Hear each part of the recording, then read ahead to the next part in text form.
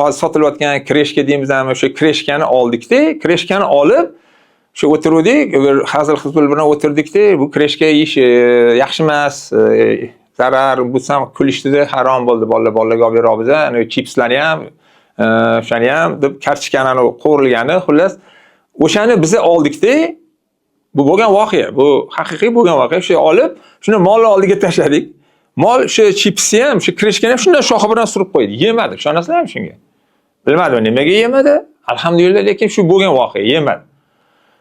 Bolajonlarimizga ko'proq men xohlayman, shu har bir insonning zurriyati sog'lom, baquvvat bo'lishini xohlayman.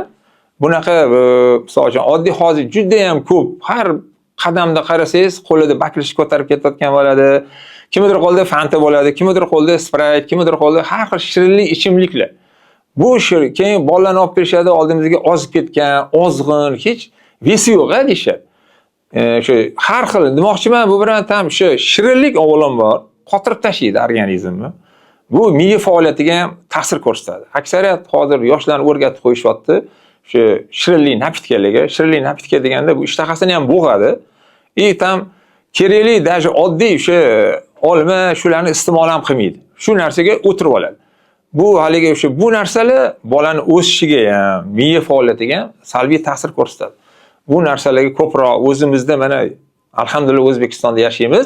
O'sha bizning yoshligimizni mana eslasam, men yoshligimda o'sha onamiz, Xudo rahmat qilsin, o'sha olma qoqi, turshi, o'rik qoqisi, shoptali qoqi, magizlarni shuni berishardi. Ol, bolam yegin, jiydi. Mana shularni hozir vallahi hali hech kim iste'mol qilmasa kerak deb o'ylayman. Lekin hammasi tabiiy. Hech bir zarar joyini o'zi yo'q. Faqatgina tanangizga koni foyda bo'ladi. Men bor aytaman, yana tabiiy vitamin bo'ladi. Ich faoliyatiga ham hamma tomoniga.